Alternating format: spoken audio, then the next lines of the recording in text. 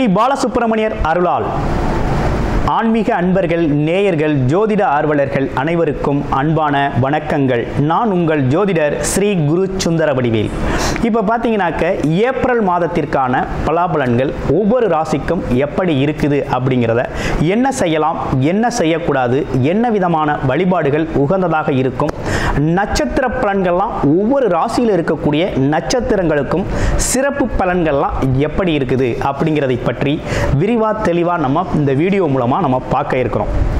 அந்த வகையில் பார்த்தீங்க அப்படின்னு கேட்டிங்கனாக்க, இப்போ இந்த மாதத்தோட சிறப்புகள் என்னென்ன இருக்குது அப்படின்னு பார்த்தோம்னா, ஏப்ரல் மாதத்தில் 8 விதமான சுப முகூர்த்தங்கள் அப்படிங்கிற ஒரு விஷயம் ரொம்ப சிறப்பாக இருக்குது. அடுத்து பார்த்துங்க, பங்குனி உத்திர திருநாள் வருது. அடுத்து பாருங்கள், தமிழ் புத்தாண்டு, அடுத்து அட்சய திதியை, அடுத்து குரு பூஜை, பெரிய வியாழன் அப்படின்னு சொல்லி பல்வேறு விதமான நிகழ்வுகள் அப்படிங்கிறது இந்த மாதத்தில் நிறையவே இருக்குது. அதையும் தாண்டி வாஸ்து நாள் அப்படிங்கிறதும் இந்த மாதத்தில் இருக்குது. அப்போ இப்படிப்பட்ட சிறப்பு மிக்க இந்த மாதத்தில் உங்களுடைய ராசிக்கு இந்த கிரக பயிற்சிகள், கிரக மாற்றங்களால் என்னென்ன மாற்றங்களை நீங்கள் செஞ்சுக்கலாம், என்ன விதமான முயற்சிகள் கை கொடுக்கும் அப்படிங்கிறதை பற்றி விரிவாக தெளிவாக ஒவ்வொரு ராசிக்கும் மிக அழகாக பார்க்க இருக்கிறோம். நீங்கள் முழுமையாக இந்த வீடியோவை பாருங்கள். இப்போ உங்களுக்கு உங்களுடைய ராசிக்கு எப்படி இருக்கும் அப்படிங்கிறத இப்போ பார்க்கலாம். தனுசு ராசி காலச்சக்கரத்தின் 9வது ராசியான தனுசு ராசிக்கு எப்படி இருக்க போகுது அப்படின்னு பார்க்க போகிறோம். தனுசு ராசி அப்படின்னு எடுத்துக்கிட்டோம்னாலே என்னன்னா, ஒரு இலக்கை நோக்கி, லட்சியத்தை நோக்கி, தான் கொண்ட குறிக்கோளை நோக்கி பயணம் செய்யக்கூடிய ஒரு அமைப்பு அப்படிங்கிறது ரொம்ப சிறப்பாகவே இருக்குது. ஆனால் எப்போதுமே நம்ம ஒரு குருஸ்தானத்தில் ஒரு மதிப்பு மிக்கவராக நம்ம வலம் வருவோம். இந்த சமுதாயத்தில் வரம் வரக்கூடியவர்கள் தனுசு ராசி அன்பர்கள்.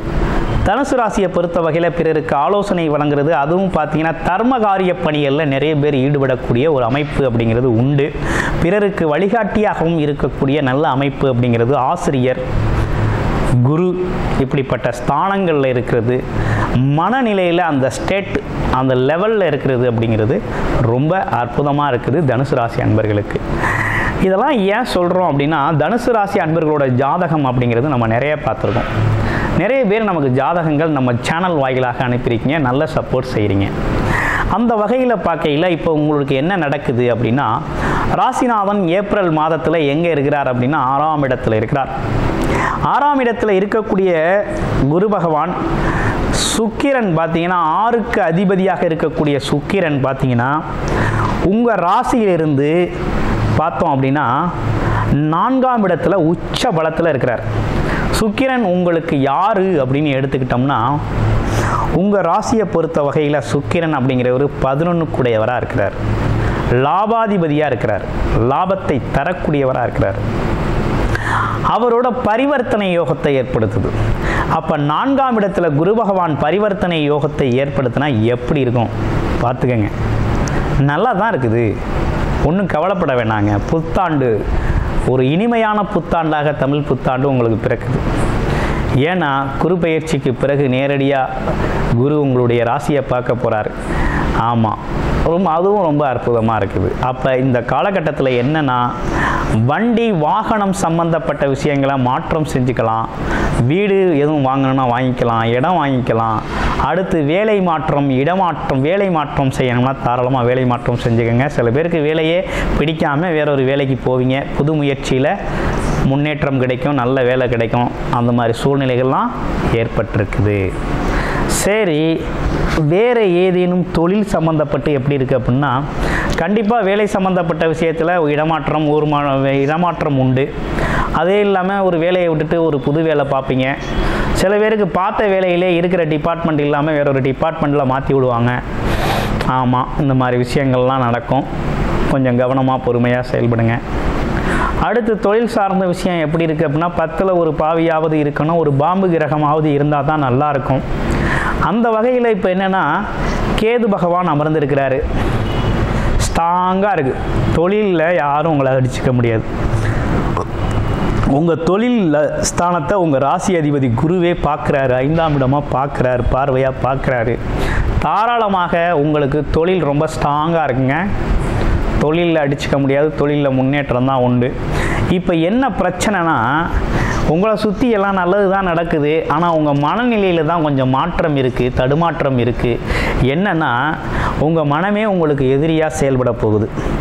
அப்போ என்னென்னா நெகட்டிவ் தாட்ஸ், சின்ன சின்ன விஷயங்களில் நீங்கள் நெகட்டிவாக யோசிச்சிங்க அப்படின்னா மொத்தத்தையும் ஸ்பாயில் பண்ணிடும். அப்போ என்னென்னா உடல் மனம் சார்ந்த விஷயத்தில் கவனம் எடுத்துக்கணும். ஆமாம், சில நெகட்டிவான விஷயங்களுக்கு உங்கள் மனதை அனுமதிக்காதீங்க, கடந்து போகுங்கள். இதுவும் கடந்து போகும் அப்படிங்கிற மாதிரி கொஞ்சம் கடந்து போயிருங்க, வாழ்க்கை வளமாக இருக்குது. அடுத்து கவர்மெண்ட் செக்டார், அரசு துறைகளில் வேலை பார்க்கவும் கொஞ்சம் கவனமாக இருங்க. ஏன்னா இதுவரையும் சனி பகவான் 3ஆம் இடத்துல தான் இருந்தார். இப்போ அவர் 4ஆம் இடத்துல வந்து அர்த்தாஷ்டம சனியாக 4ஆம் இடத்துல வந்து அமர்றாரு. அப்போ அவர் அமர்ற இடம் எப்படி இருக்குது அப்படின்னு பார்த்தோம்னா 4ஆம் இடத்துல ஸ்தானபலம் பெறுறதுனால கொஞ்சம் உங்களோட நடத்தைகள் அனைத்தும் கவனிக்கப்படும். அது குடும்பத்திலையா இருந்தாலும் சரி, வெளியிலையா இருந்தாலும் சரி, ஆண்கள் பெண்கள் இருபலருக்குமே பொருந்தும். உங்களோட குணநலன்கள், நடத்தைகள், என்ன பேசுகிறீங்க, என்ன செய்கிறீங்க அப்படிங்கிற அனைத்து விஷயமும் கவனிக்கப்படுகிறது. அதனால் கொஞ்சம் கவனமாக இருங்க.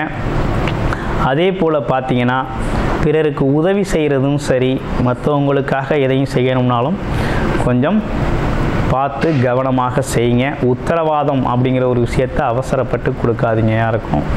அரசு துறையில் இருக்கிறவங்க லஞ்சம் வாங்கக்கூடாது. வாங்கினீங்க அப்படின்னா இந்த காலகட்டத்தில் சனி பகவான் தண்டிச்சிருவார். சனி பகவான் தெரியும் இல்லையா, நீதி நேர்மைக்கு சொந்தக்காரர், சனீஸ்வரன் அப்படின்னு பட்டம் பெற்றவராக இருக்கிறாரு. அப்போ அவர் நீதியை வழங்கிடுவார். அதனால் பார்த்து கவனமாக இருங்க. மற்றபடி வேறு ஒன்றும் பெரிய பிரச்சனைகள் ஒன்றும் இல்லை. உடல் ஆரோக்கியம் சார்ந்த விஷயங்களில் கவனம் எடுத்துக்கோங்க. உங்களுக்கு திருமணம் சார்ந்த விஷயங்கள், சுப நிகழ்ச்சிகள் சார்ந்த விஷயங்கள், இவை அனைத்துமே பார்த்திங்கன்னா குரு பயிற்சிக்கு பிறகு ரொம்ப அட்டகாசமாக நடக்கும். ஆமாம், இப்போதைக்கு பொறுத்த வகையில் என்னென்னா அம்மாவோட உடல் ஆரோக்கியம் சம்மந்தப்பட்ட விஷயத்தில் கொஞ்சம் கவனம் எடுத்துக்கோங்க. இடம் வீடு சம்மந்தப்பட்ட விஷயத்தில் கொஞ்சம் கவனம் எடுத்துக்கோங்க. ஏன்னா கொஞ்சம் அடிப்படை செலவுகள் வரக்கூடிய அமைப்புகள் இருக்குது.